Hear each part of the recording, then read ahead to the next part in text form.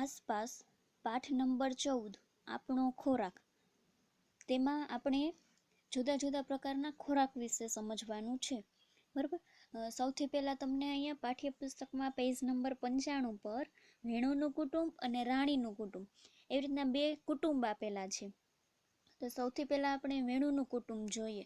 તો કે વેણુના કુટુંબમાં શું છે, તો કે એના મમ્મી રસોઈ બનાવે છે, એના પપ્પા કચરો વાળે છે. પહેલા ચિત્રમાં એવું છે. પછી નીચે બીજા ચિત્રમાં વેણુ, તેના મમ્મી અને તેના પપ્પા તને છે એ સાથે બેસીને જ જમે છે. અને ત્રીજું ચિત્ર આપેલું છે નીચે, તો એમાં છે વેણુના નવરાશના સમયમાં, ફ્રી સમયમાં વેણુના મમ્મી અને એના પપ્પા એ છાપું વાંચે છે અને વેણુ છે એ સાયકલ ચલાવે છે. આ વેણુનું કુટુંબ છે. આ એના ઘરના લોકો બધા કામ છે એ હળી મળીને કરે છે. ત્યારબાદ બાજુમાં આપેલું છે રાણીનું કુટુંબ. રાણીના કુટુંબમાં શું છે, તો કે એના મમ્મી રસોઈ બનાવે છે. પછી રાણી છે એ રસોઈ પીરસે છે. એના પપ્પા અને એનો ભાઈ છે એ જમે છે.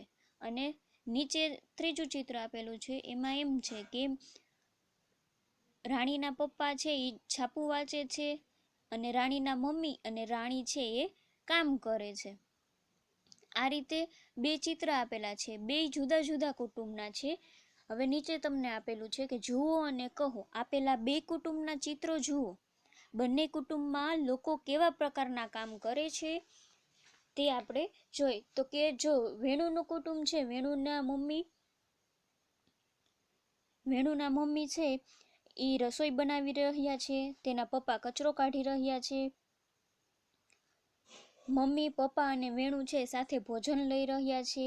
અને નવરાશના સમયમાં છે એના મમ્મી અને એના પપ્પા ન્યૂઝપેપર વાંચી રહ્યા છે અને વેણુ સાયકલ ચલાવે છે. એવી જ રીતના સામે આપેલું છે રાણીનું કુટુંબ. એનું વર્ણન પણ તમારે અહીંયા લખવાનું રહેશે. હવે ત્યારબાદ નીચે આપેલું છે કે શું તમારું કુટુંબ પણ આ બંનેમાંથી કોઈ એક જેવું છે? તો જો તમારા ઘર પરિવારમાં બધા છે, ઘરના સભ્યો હળીમળીને રહેતા હોય, તો તમારે લખવાનું કે હા, અમારા કુટુંબમાં છે બધા હળીમળીને રહે છે, સાંજનું અને બપોરનું જમવાનું સાથે જ મળીને લે છે અને નવરાશના સમયમાં છે બધા પોતપોતાનું કામ કરે છે. જો રાણીના કુટુંબ જેવું હોય તો એ પ્રમાણે તમારે લખવાનું રહેશે.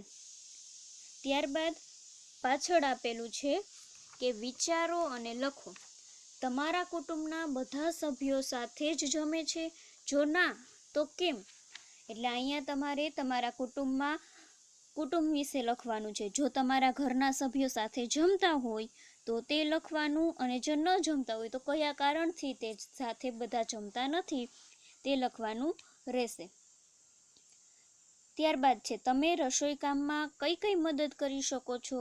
તો કે તમે છે રસોઈ કામમાં મમ્મીને જે કાંઈ પણ મદદ કરતા હોય તે તમારે અહીંયા લખવાનું રહેશે.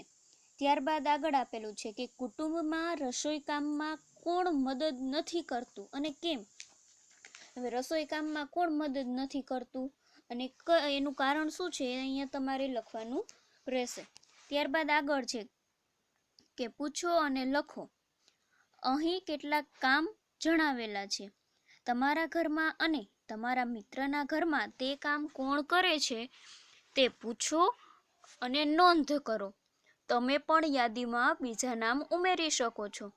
અહીંયા તમને આપેલું છે કામ અને બાજુમાં છે કામ કોણ કરે છે તમારા ઘરમાં અને તમારા મિત્રના ઘરમાં. હવે રસોઈ બનાવવાનું કામ છે. રસોઈ બનાવવાનું કામ તો લગભગ બધાના ઘરમાં મમ્મી જ કરતા હોય, અને તમારા મિત્રને પૂછીને એ તમારે લખવાનું રહેશે. ત્યારબાદ બજારમાંથી વસ્તુઓ લાવવી. તો તમારા ઘરમાં બજારમાંથી જે કોઈ પણ વ્યક્તિ વસ્તુ લઈ આવતા હોય એ તમારે અહીંયા લખવાનું અને તમારા મિત્રને પૂછવાનું કે તો એના ઘરમાં કોણ વસ્તુ લઈ આવે છે બજારમાંથી, તો એ તમારે અહીંયા લખવાનું રહેશે. ત્યારબાદ આપેલું છે કચરો વાળવો. તો કે કચરો વાળવાનું કામ કોણ કરે છે એ અહીંયા તમારે લખવાનું. એ જ રીતે વાસણો સાફ કરવા અને પાણી ભરવું. એ તમારે તમારા ઘરમાં અને તમારા મિત્રના ઘરમાં પૂછી અને અહીંયા તમારે નોંધ કરવાની રહેશે. ત્યારબાદ આગળ છે, આગળ 3 ખાલી જગ્યા આપેલી છે, તો એમાં તમારે લખવાનું તમારા ઘરમાં અન્ય કોઈ પણ કામ થતું હોય તો એ તમારે અહીંયા લખવાનું રહેશે. ત્યારબાદ આગળ આપેલું છે, આપણે ખાઈએ છીએ તે ખોરાક ક્યાંથી આવે છે તેના વિશે લખવાનું છે. હવે અહીંયા તમને આપેલું છે કે નીચે કેટલીક વાનગીઓના નામ આપ્યા છે, થોડા વધારે નામ યાદીમાં ઉમેરો. જે વસ્તુ છોડ, વૃક્ષ અને વનસ્પતિમાંથી મળે છે ત્યાં લીલા કલરથી કરવાનું, અને જે વસ્તુ પ્રાણીમાંથી મળે છે ત્યાં કાળા કલરથી સર્કલ કરવાનું રહેશે. હવે અહીંયા તમને છોડ, વૃક્ષ અને વનસ્પતિમાંથી મળતું હોય એ અને પ્રાણીમાંથી મળતું હોય એના વિશે તમારે લખવાનું છે. હવે આપણે જોઈએ તો કે વનસ્પતિમાંથી શું મળી રહી આપણે, તો કે રોટલી, શાક, દાળ, ભાત, ઇડલી, ઢોસા, ભજીયા, કચુંબર, પાપડ, આ બધી વસ્તુ છે આપણે બધી વસ્તુ બનાવવા માટેની સામગ્રી છે આપણે વનસ્પતિ વૃક્ષ છોડમાંથી મળી રહીએ. જ્યારે દૂધ છે, દહીં, ઘી, છાશ, પનીર, મધ, આ બધું છે આપણે પ્રાણીઓમાંથી મળી રહીએ છે. હવે આગળ નીચે તમને આપેલું છે કે મધ છે એ કેમાંથી આપણે મળી રહીએ, તો કે પ્રાણીમાંથી, તો એમાં કેવું આવશે, કાળા કલરનું. મકાઈ તો કે એ વનસ્પતિ, તો એમાં લીલો કલર કરવાનો. ત્યારબાદ પાલક તો કે એ વનસ્પતિમાંથી, તો એમાં લીલો કલર કરવાનો. ત્યારબાદ ઈંડા છે એ આપણે પ્રાણીમાંથી મળે, તો એમાં કાળો કલર કરવાનો રહેશે. ત્યારબાદ ટમેટા તો એ છે એ વનસ્પતિમાંથી મળે, તો એ રીતે એમાં લીલો કલર કરવાનો. હળદર તો લીલો કલર. દૂધ તો કે દૂધ છે આપણે પ્રાણીઓમાંથી મળે, એટલે એમાં કાળો કલર.